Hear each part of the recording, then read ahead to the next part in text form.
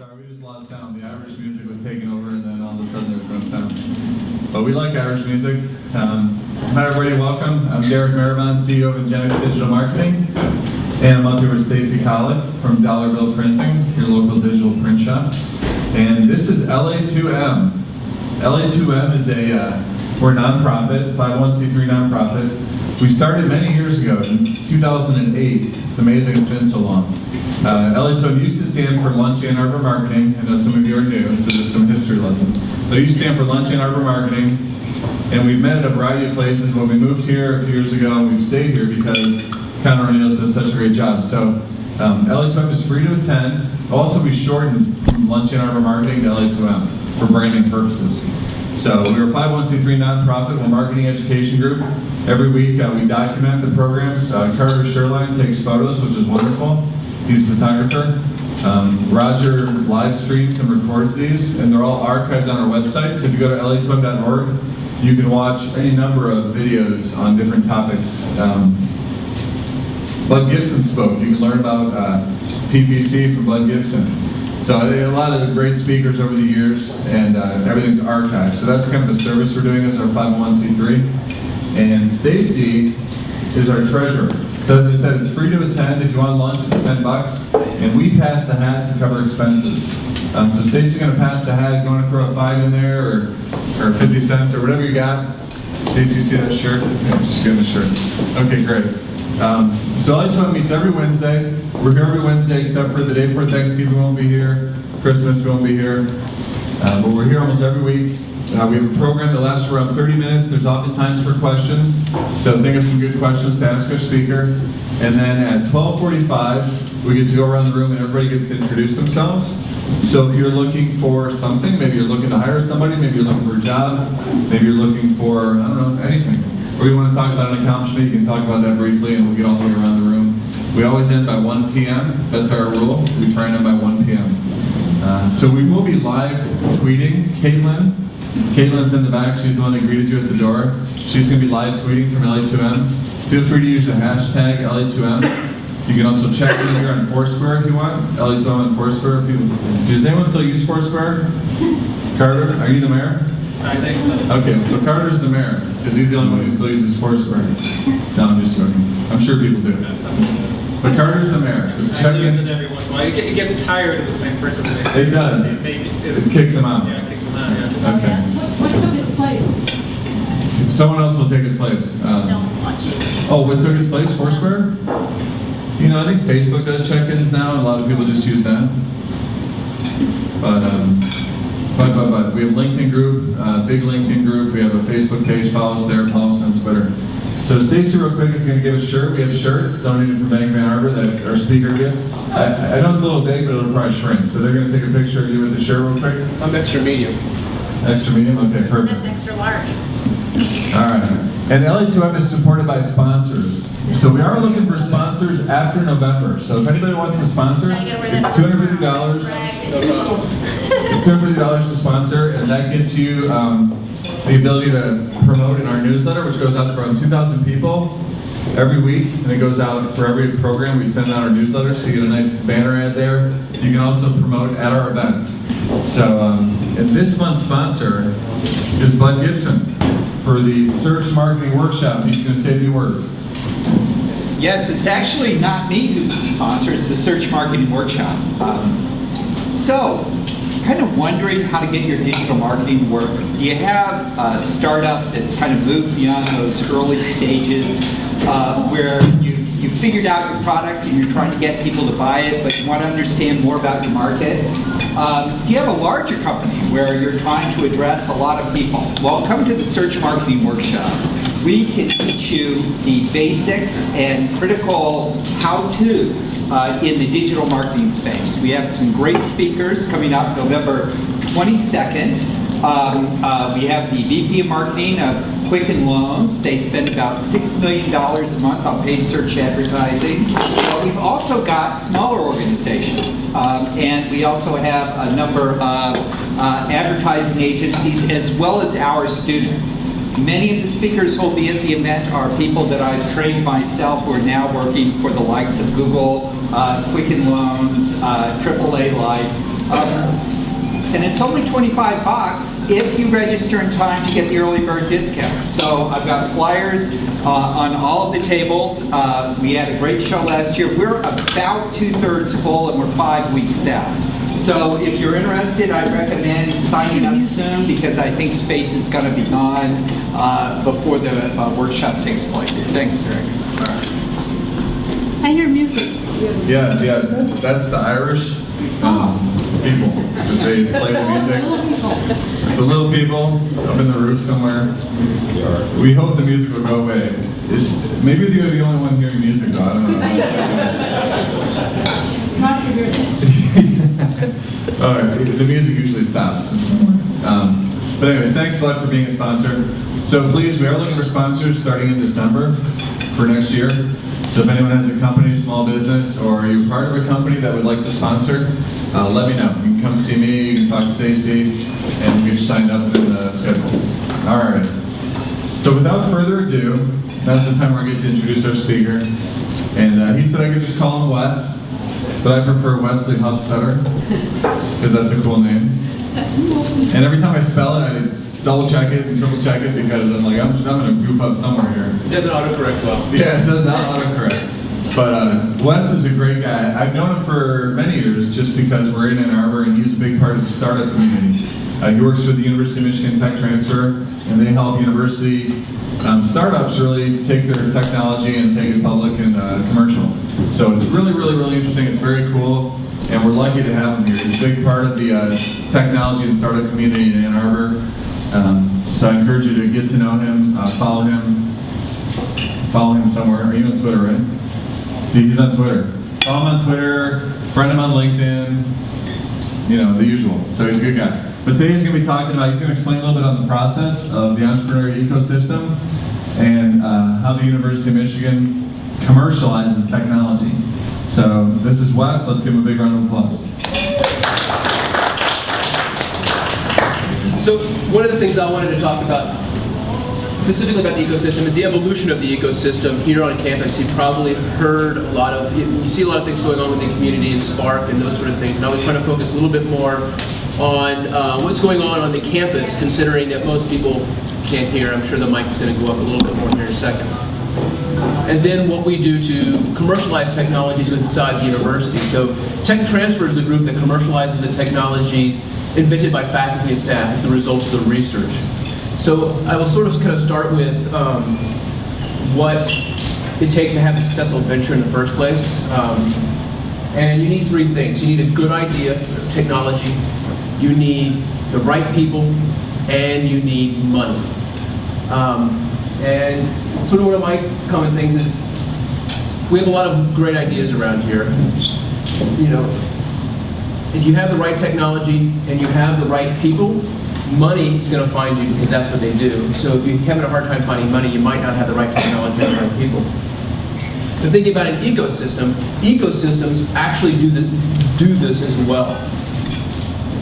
They don't always come up with the ideas, but they're a place for creative people to come up with the ideas. But they also are providing funding at the right time and injecting people, talent, that human capital at the right time as well. And creative culture. So a little bit about what's going on at the University of Michigan. So we did $1.33 billion in research at the University of Michigan. No university can claim more, with the exception of Hopkins, and they have a federal lab on campus that helps. We are by far the largest public institution in terms of research and have been for the last 4 or 5 years running. And you can sort of see, we have a legacy of doing this. There was a little period where we were not in that top position, but over the last 27 years, 14 times Michigan has been in that #1 position. So in that time, we've had over 3,000 inventions reported to us. We call them invention reports. That's inventions disclosed by the faculty to the university saying, hey, I think I've invented something that's worthwhile. We just set a record this year with, just this year alone, there were 421 new inventions reported to us. We have about, these numbers are actually a year old, about 900 or so licenses or option agreements within this last 10-year period.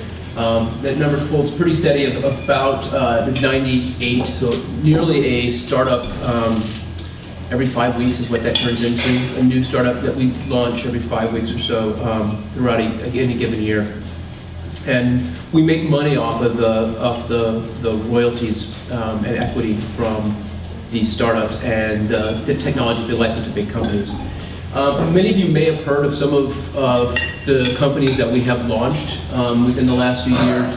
Candy Lab, Arbor Networks, Health Media, Compendia recently, Oncomed, which is actually a San Diego company that went public at the beginning of the year. These are companies that are based on technologies that we invented with inside the university. So again, in that technology bubble, we're doing pretty well. For those of you who've ever been affiliated with a tech startup, funding is often hard to get, especially in the Midwest. We're kind of this venture capital flyover zone. We're making a lot of strides in the venture area. We in just this last year, we ranked 15th among all the states in terms of VC funding. That was 47 investments, 232 million invested in startups, and we're increasing the number of funds. Right now, there are 20 funds based in Michigan. That's 29 funds that actually have an active presence but aren't based here. With quite a bit of money under management. And we're always interested as a university on the people who invest in the early stage, the seed stage of companies, because that's where we are. We develop a technology, but at the same time, I always kind of joke, we're technology transfer, not product transfer, because the companies who license this technology have to invest money and time to develop it further so before it can go to market. So the tech transfer office itself is about 30 people. Most of those people fall in the licensing category. We have what we call a business formation group, or a startup team. We have several people within that will have mentors in residence, and I'll explain that later. We also have an accelerator within inside there, and I'll talk about that a little bit later as well. And then we also have 2 members of the Office of General Counsel for the whole university inside the office, looking at contracts and filing for intellectual property, which is prosecution of intellectual property, things related to the technology transfer specifically. And then a lot of administrative staff, so back office, we have someone who does marketing, Mark Maynard, you probably know him. There are, every time royalties come in, those royalties, our faculty get a cut of the university's stake in companies and in the royalties coming in, those revenue streams. So we have a whole team trying to do that math, figure that out, especially when there's multiple inventors, and making sure that is done. So I've actually been in Ann Arbor 8 years now, a little over 8 years. And so I'm going to use a framework of just things that were here in the last 10 years. And most of this happened within the last 8 years, but I'll go all the way back to the last 10 years or so. This is an old slide, so it says 2001, so bear with me. But essentially, the numbers are pretty much the same. So we just launch about 10 startups a year, and this has been a fairly constant number for us. But, you know, in about 2001, this is what sort of the entrepreneurial ecosystem looked like. We had the Zell Lowry Institute within the business school, which was a gift from both the Zell and Lowry families.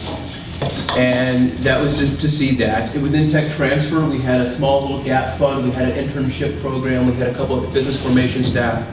But for the most part, we didn't have a lot of money to kind of help our technologies go along. Growth Capital Symposium has been around here for a while. There was what's known as the Michigan University's Commercialization Initiative, we call it MUCCI. And that is one of these things that's translational, where it's matching dollars for tech transfer offices to help commercialize, to help help them get past that next hurdle to get it to the point where we could potentially license that technology to a big company, or in my case, a startup. I like startups. Many of you may remember the IT Zone, and started in '97. It was sort of more operational in 2000. heavily focused on networking and education. And it was also this environment where everyone took sole credit. So it was sort of interesting. And when I came 8 years ago, we would have a really positive event happen in this town. And everyone would be like, oh, that was me, that was me. And then someone else would be, oh yeah, no, that was me. And part of it is understandable because you have to kind of justify your own existence, but at the same time, entrepreneurs from the outside are more drawn to a collaborative ecosystem. And so, in the last 10 years, I would say, but for sure that has changed. We start mentioning each other in press releases and those sort of things. So this is kind of what mentioning those things. We have the Zell Institute and a couple of programs within Tech Transfer, the Growth Capital Symposium, Mucky. That's what it looked like 10 years ago on campus. That's what it looks like today. Big difference. A lot of programs. We have faculty, students more interested. Is that a question? Yeah. Is the IT zone still around? No, it is not. It sort of folded into Spark. Oh, yeah. So, and then Diane has left and is doing Great Lakes Entrepreneurs Quest. So, this is what it looks like now. There's a lot of student-driven interest in entrepreneurship. A lot of programs built around and fostering that in students, along with a lot of programs specifically geared towards commercializing the research that is going inside the university and getting faculty to think entrepreneurial. We as an ecosystem realize that it's not just faculty who create entrepreneurial students. If you embrace student entrepreneurship, it actually sometimes helps create entrepreneurial faculty, where people think, hey, no, I can do that, or maybe the envy. That person's not smarter than me. I should be able to do this as well. But there's a lot of great programs. We recognize that we have all these. Looking at those three bubbles, we need more funding to do this kind of work specifically, or we need more people injected at the right time in these various programs. And then the campus resources. I can be more specific. So this is the business school. Where it is today is different from where it was certainly when I got here 8 years ago and 10 years ago. You have a venture fund, two, and a commercialization fund, both funding early stage ventures with as I like to say, maize and blue DNA. Companies that have an affiliation to the university. Still have the Growth Capital Symposium, still growing strong, draws 500 or so people a year throughout the Midwest, so actually nationally. Events like Entrepreneurial, they have grants for student entrepreneurs. I've got an idea, I want to try to get these things going. See those with maybe $1,000 or $5,000 or something to help them kind of maybe get a little bit further down the road. There's internships. There's even a social venture fund that, based on the success of the venture fund, that allows all these students to really engage. There's a newly created one on the engineering campus, not in the business school, but on the engineering campus, and I would say newly is 2007, called the Center for Entrepreneurship, who have really become very, very active and a driver, because what started out at the business school was very much focused on MBA students, and 10 years ago, the undergraduate program was only the last 2 years of them being in the institution, so their time with those students was about the same as an MBA student. And now that they have them longer, they're more engaged. But when the Center for Entrepreneurship was created, it all of a sudden offered opportunities for students to learn, to take classes, to do things that didn't require MBA prerequisites. They brought in a speaker series. They created this program called 1,000 Pitches, just to get people to just come up with ideas, not necessarily plausible ideas, but just to get people to think more entrepreneurial. What's going on? What can you do? Let's start thinking about this as we go through. They have grants that help seed, they help develop prototypes for these students who start companies. They have these competitions, like the Collegiate Innovation Prize, and both the business school and the Center for Entrepreneurship together have an accelerator called TechArt. In 2007, there was also I like to refer to it as a router since I'm an IT guy, but it's like a concierge service. It's a one-stop shop. It's a place that you, as an outside business, can engage with the university.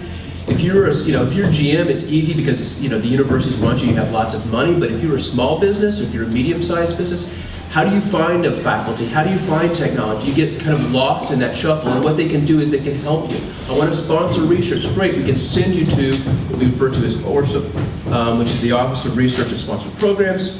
Or they can send you to the tech transfer office where we are if you want to license technology or find technology or want to start a company. If you want to find students, they can help you there.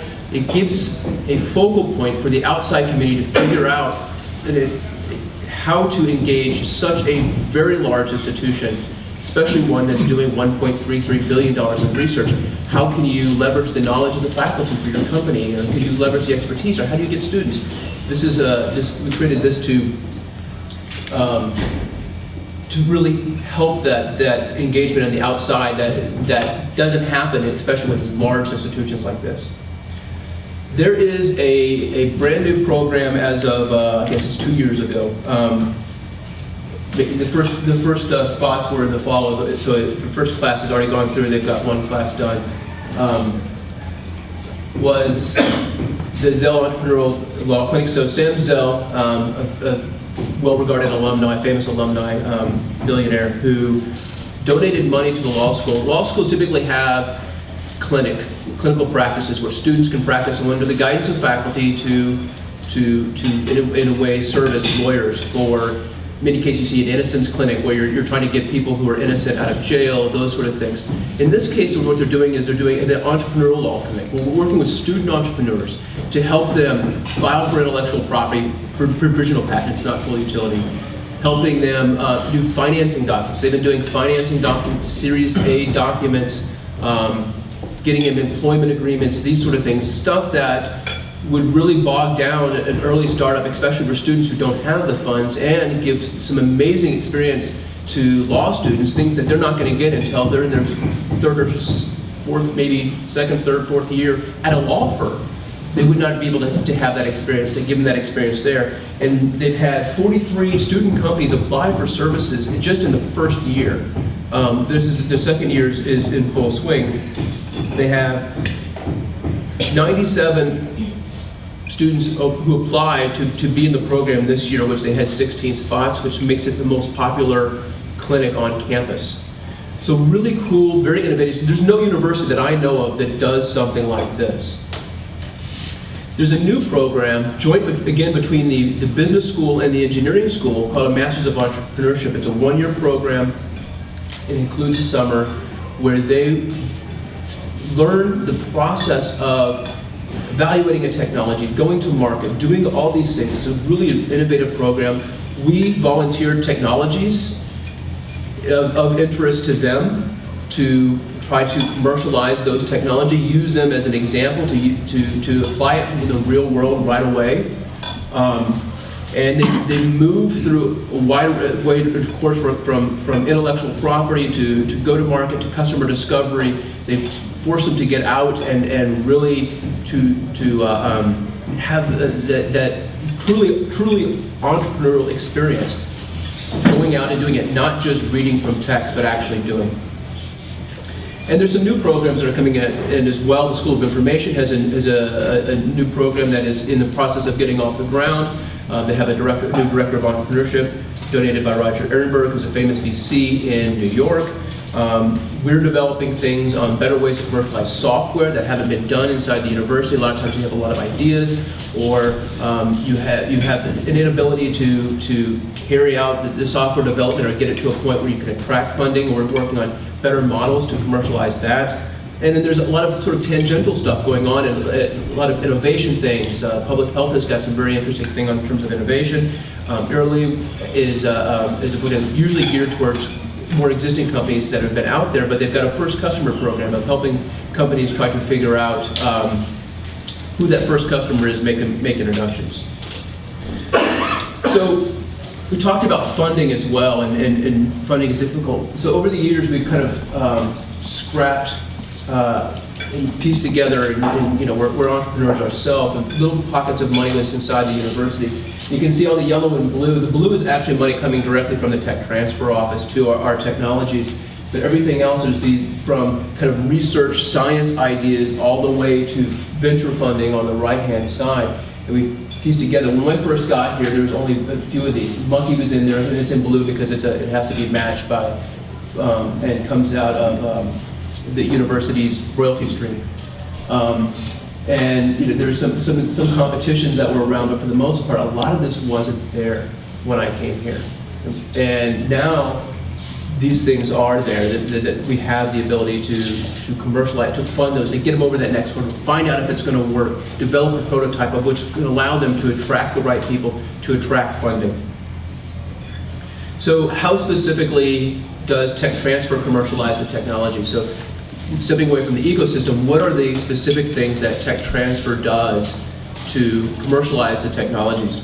So once we recognize, and this is certainly very startup focused because that's what I like, but we actually have a staff who are serial entrepreneurs or have entrepreneurial experience, who work with our faculty who haven't done this before to help them through this process, to, in a way, Sherpa, to offer the guidance, to tell them what they need, what they don't need, help them do that guidance that wouldn't be there. You know, I would sort of joke that the tech transfer office with 30 people is the second largest company I've ever worked for. My whole career has been startups. The largest company being a startup I joined very early, prior to raising venture funds. They raised venture funds and was sold to a public company. By the time they sold, they were about 125, 130 people. That would be the largest company I've worked for. So I'm very much a startup person. There are a lot of people like me in the tech transfer office. And so that's what they do. We work with making connections for people, trying to get resources at the right time to the startup, manipulating this as much as we can to really accelerate the startups. We actually have internal money. We mentioned that $35,000 we had 10 years ago. That has sort of ballooned with all the matches and things that we can get through other programs to about $750,000. What do we use that for? Sometimes it's develop a prototype, sometimes it's to help figure out what the go-to-market is or do some primary research or those sort of things, some market analysis. That is often things that we will pay for to do. We leverage other entities, certainly here in town with Spark. Spark has resources as well. We work together to make sure we're maximizing the amount of bang for the buck we can get. We speak very regularly with Bill and Skip over at Spark. Our companies go through their programs, so it works out really well. So we actually put some money in to get them to the point where they can be licensed, where they can be commercialized, since we don't have that venture capital pull from the outside that happens at our peers at Stanford and MIT, who, by the way, don't get anywhere close to the $1.33 billion, but yet are known for more commercialization because they're in a greater community ecosystem, 110,000 people, the multiple millions who are in the greater Valley area or the 128 corridor of Boston is a big difference. So because there's not VCs and entrepreneurs roaming the halls trying to find people, we're helping do that. And sometimes it takes money to get that because we can't attract that person who can attract the funds to do this for us.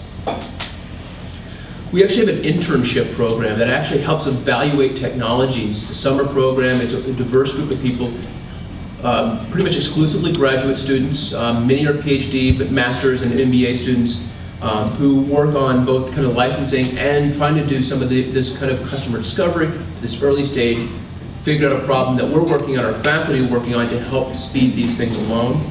This is something that was in place before I got here, certainly 10 years ago, and it's been a very successful program for us. In some of these cases, we have 2 students who have gone to run startups, tech transfer startups. We've had one of the people who went through the program is one of our licensing people. So we view this as a very successful program for us, but it's another way of injecting talent into the process. So the Catalyst Resource Network, which is something that I run, is we discovered that in 2005 there was this greater need for talent. You know, how can we bring that ecosystem we talk about in the 128 corridor of Boston or the valley that we'd all like to be like sometimes, how can we bring that here? Well, we have to sort of manipulate that manually. These things would happen organically, so when it first started, I said, well, maybe we could find mentors for our startups. And so we need more than mentors. We need potential management. We need industry experts, people who can say, hey, hi, this is Wes from the University of Michigan. I have a question about this technology. We're getting ready to, we've just got this technology that's come into us from our faculty. They can say, Wes, really cool technology. Definitely you guys can get a patent on that, but there's no way our industry's ever going to buy it because we're moving down this set of technologies, and this is a completely different path. This is great information for us. Now we can decide whether it's worth our money to file a patent when no one's ever going to commercialize this. Now, that doesn't mean we're going to just immediately let things drop. We're going to try to figure out if there's another way that we can commercialize this technology. But this is getting that data early, knowing when to move on or change is really important. Or saying, you know, it's great that your faculty are working on this new therapeutic, and they're using that model. That's great, this animal model. But we don't want to, you know, they may be using a specific animal because it's easy to get, it's cheap, they have it available, versus the industry needs this specific mouse model, rat model, whatever, in order to have the data that would match up with anyone else to prove its efficacy. This is where we use that network of people, and many of them are alum, and which is kind of great for all the alums in the room. It's really rather flattering to actually have the university call you and not ask for money, to finally ask for brain power. So it works out quite well. Then a while ago, there was this, the Coulter Foundation, which is, if you've ever back in Coulter, the Coulter counter, the first blood cell counter many years ago, started trying to develop a fund to do translational research, of translating that research to a commercial path,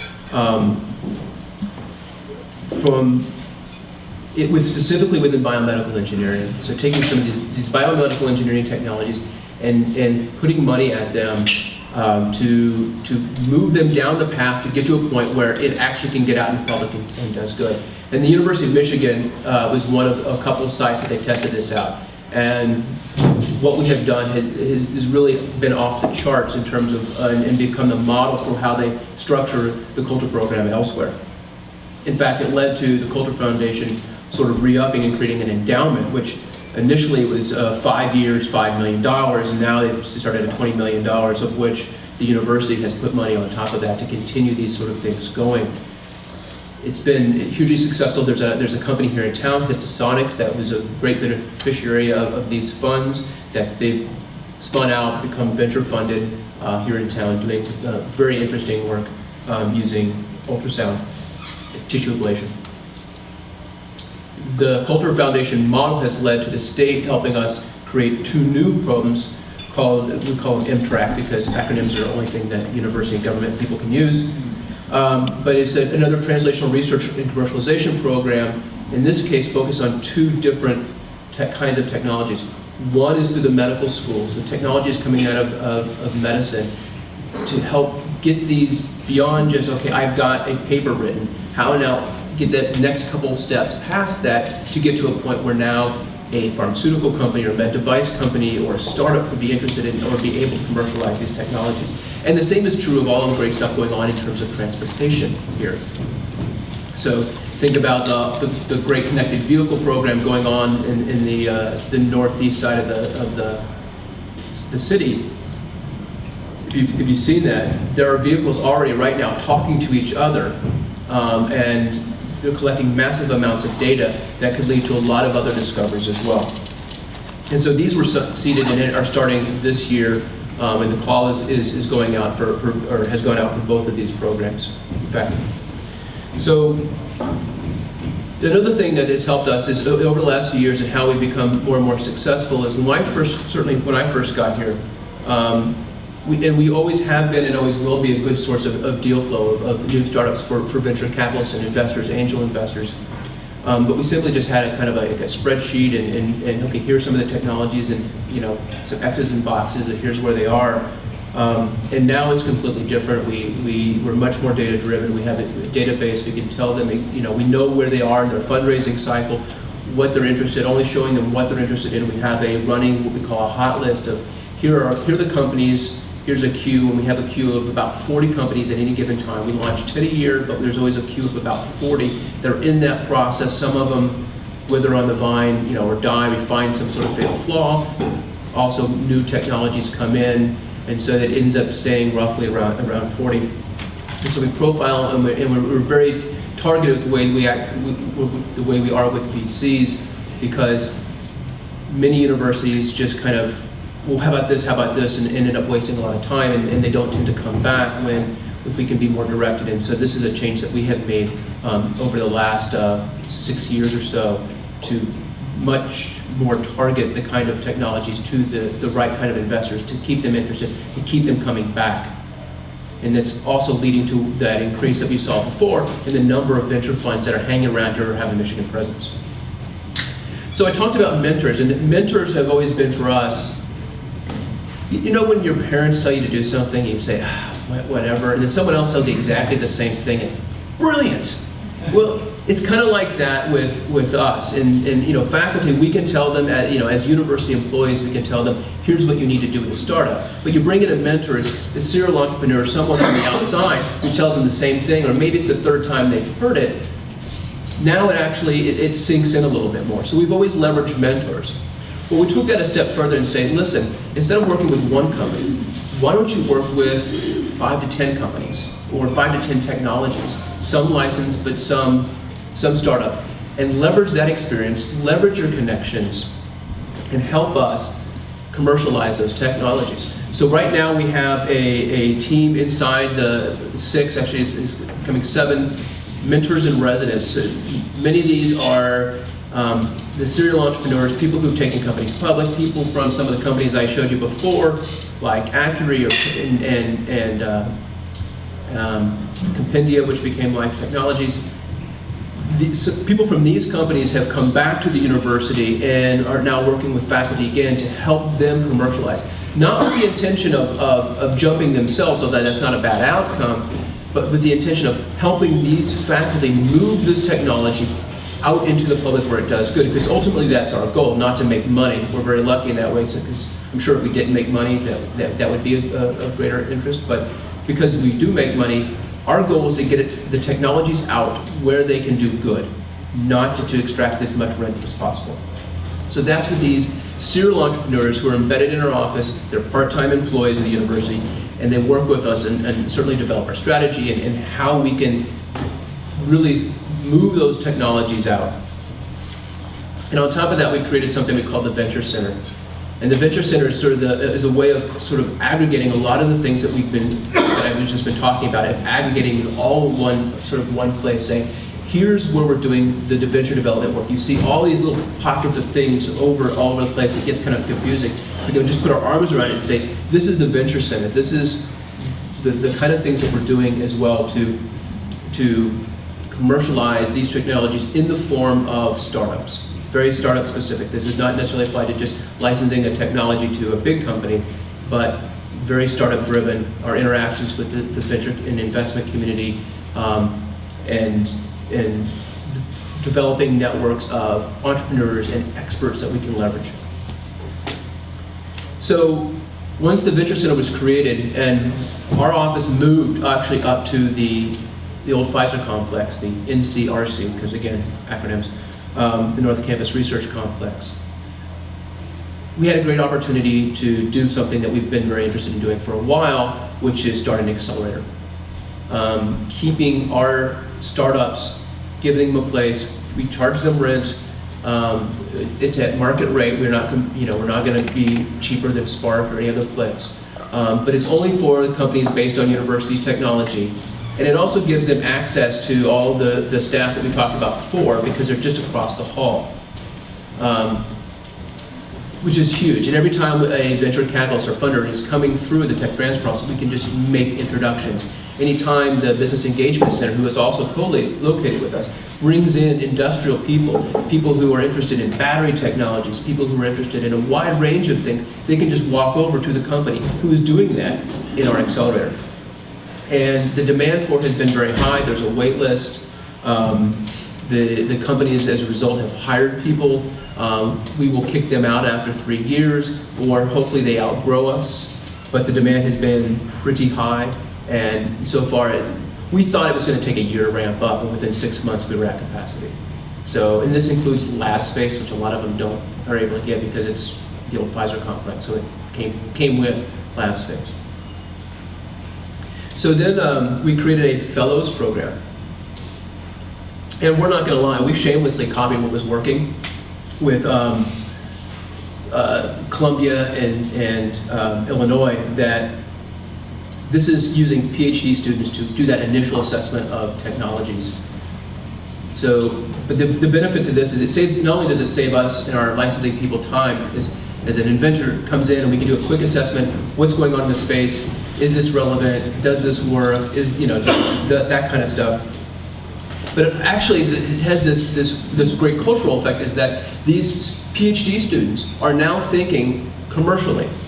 And so if they go off into the real world, then they have something to play off of. Or actually, it exposes them to, there are other things you can do with a PhD, and since many of these will actually go into academia, when they're doing research, they start thinking about the commercial things that they can do with their research, solving problems that affect people's daily lives. And so we feel that this program has been a huge success in that way. And based on our success in the past, the University of Michigan Endowment has actually said, wait a minute, there's a venture fund who decided that if they invested in every University of Michigan startup, they did the analysis, they invested in every University of Michigan startup, regardless of space, at the time that they, and maintain the university's equity position that comes with the license, they would have had massive returns. The university, our technologies do really well. Most companies die, or 75% of companies die after the first couple of years. 75% of ours are around after 5. The ones that aren't are often acquired. So we have this great track record of sort of tempering the steel before it leaves and doing well. And so the university now is saying, our endowment now is setting aside money to now co-invest with venture capitalists to really leverage the money that is going into our startups, which is a huge program for us. So, and if anybody knows any PhD or faculty, graduate students, and PhD programs are based on, are evaluated on where they place their graduates in Research 1 tenure track positions or postdocs.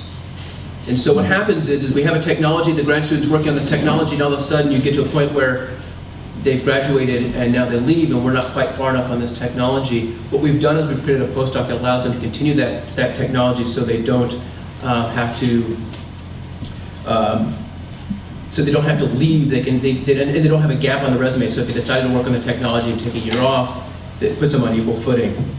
And then of these programs, we're replicating this we've had a lot of success with these programs, and because we've done that, we've got a grant from the MEDC who's graciously funded this to allow us to replicate what we're doing here, obviously with changes for their own unique ecosystems, to replicate this at 6 other institutions across the state to help them better commercialize technology, to help them do the things. So in these programs you see here aren't just in Ann Arbor, but now we're spreading them out to all the other institutions, actually the 7 largest institutions in the state. So I leave you kind of with takeaways. Is it certainly takes 3 things. There's not much that we as Tech Transfer can do in terms of creating new and telling them how to create new inventions and ideas.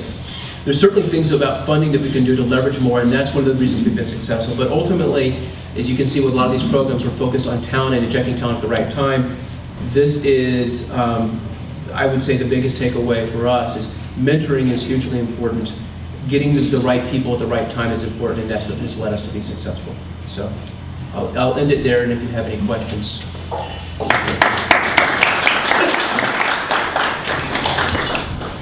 right. Great talk. Great talk. I think we'll have to do the questions afterwards, but because we got a little late start. But a wonderful talk, good information. I learned a lot. So now we get to go around the room and introduce ourselves. You get to introduce yourself. So I asked you to stand up to do it, project, and give us your name, company, and briefly if you're looking for something, and then we'll just pass the mic and go all the way around the room. We'll start with you. Yes. Hi, I'm Sheila Sanders. I've had an extensive career in pharmaceutical research advisor.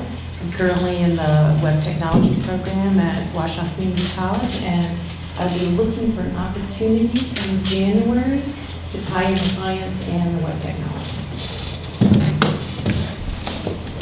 Hi, I'm Laura Kirchner, I'm Chief Client Officer at Ingenex. And if you're having a challenge with your business or meeting your goals, maybe we can help you. Thanks.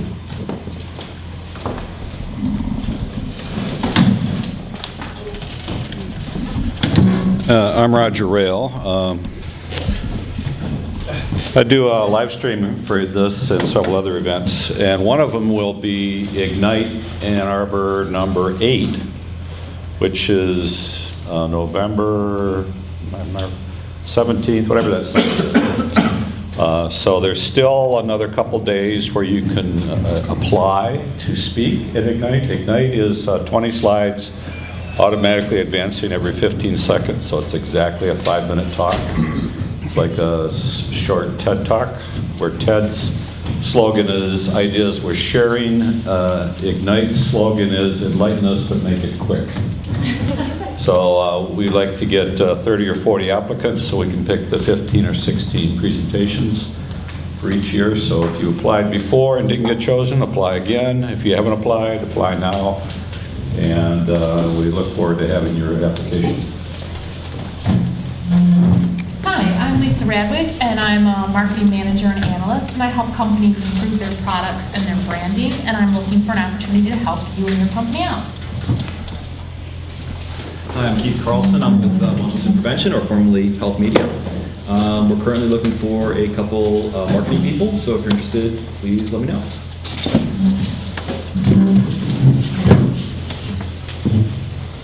Hello, I'm Kevin Packard from Foresight Group, Print Solutions that Deliver. I'm Chris Valentine. I am from Louisville, Kentucky, and I'm looking for ways to participate in the agricultural community here in Ann Arbor.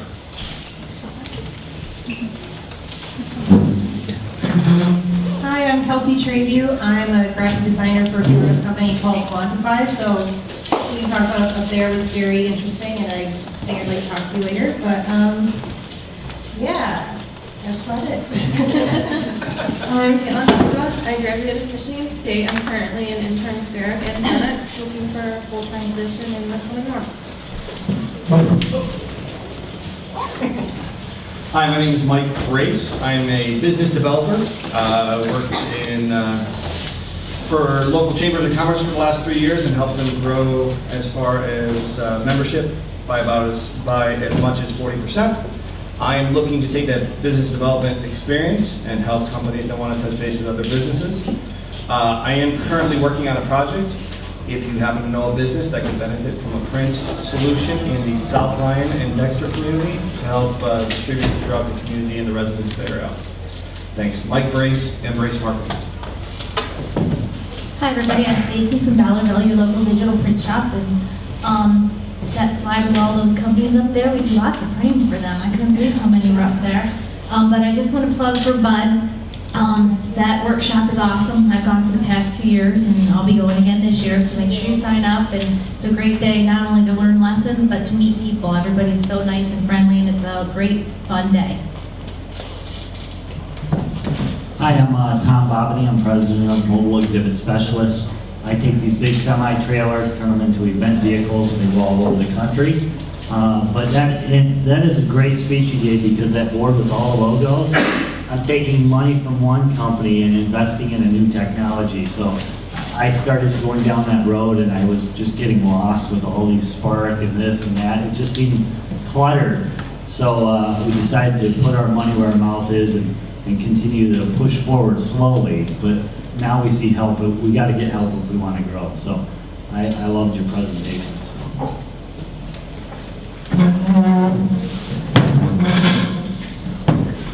I'm Karen from Device Design, and I do graphic and web design and also photography. Hi, I'm Karen Rosenberg. I work for Linda Ladner at her PR firm called Your People as a creative producer. Hi, I'm Linda Ladner. I own a PR firm called Your People. We are producing a 2-day conference next weekend to teach people to do their own PR. So if anybody's interested, I do have flyers. I'm Bud Gibson. I created the search marketing program at Eastern Michigan University. I really love your headshot, Linda. I was noticing it on the LA2M Twitter feed. Very nice. Hi, I'm Simon Lee, and thanks for the nice talk, because I want to apply with you for my master's. And I'm studying computer information systems and supply chain in Eastern. Thank you. Hi, I'm Ashley Jola. I work in communications and marketing in Troy currently, but I am relocating to Ann Arbor, so I'm trying to get a feel for what Ann Arbor has to offer in terms of marketing, and this is great, so thank you so much. And I'm also looking to see where I can contribute to Ann Arbor at a local company here. Thank you.